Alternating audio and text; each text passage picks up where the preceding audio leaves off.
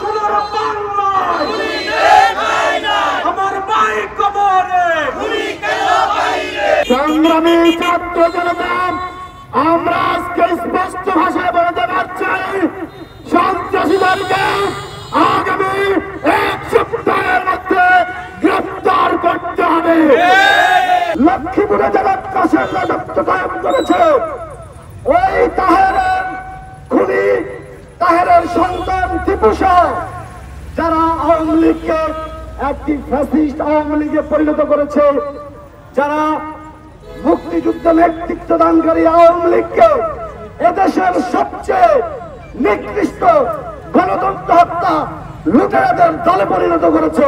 এই লক্ষ্মীপুরে যারা সন্ত্রাসী কর্মকাণ্ড চালিয়েছে, যুবলীগ, ছাত্রলীগ এবং তার অঙ্গ সংগঠন যারা আছে, যারা তাদেরকে সহযোগিতা করেছে, আমি দাবি জানাচ্ছি তাদের প্রত্যেককে বিচারের আওতায় এনে দৃষ্টান্তমূলক শাস্তির আহ্বান জানাচ্ছি। 5 তারিখে শেখ হাসিনা পালিয়ে যাওয়ার আগ মুহূর্তে এদেশের লক্ষ লক্ষ মানুষকে গুলি করে হত্যা করার জন্য সেনাবাহিনীকে নির্দেশ দিয়েছে, কিন্তু সেনাবাহিনী সেই নির্দেশ অমান্য করেছে। তা না হলে দেশের লক্ষ লক্ষ মানুষকে সেদিন মেরে ফেলতো শেখ হাসিনা। কাজেই শেখ হাসিনার রাজনীতি করার অধিকার এদেশে আর নেই, রাজনীতি করার অধিকার এদেশে আর নেই। প্রিয় ভাইরা, আপনারা অবগত আছেন এই খুনিরা আপনাদেরই আশেপাশে আছে।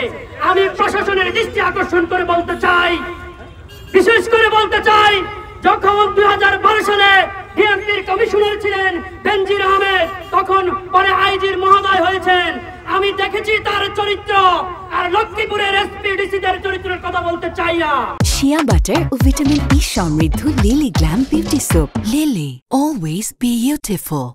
আমরা রাজপথ থেকে উঠে এসেছি, আমরা রাজপথে।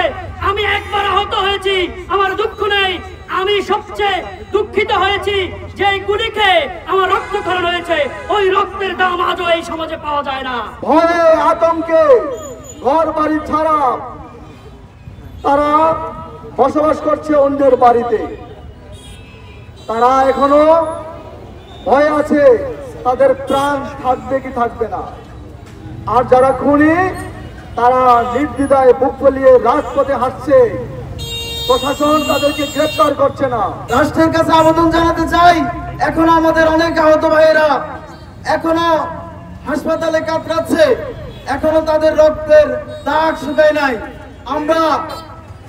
আমরা বলে দিতে চাই, খুব শীঘ্রই এই আহত ভাইদেরকে দ্রুত সুস্থতার জন্য যে সকল উপকরণ দরকার তাদেরকে প্রয়োজনে বিদেশে পাঠাতে হবে।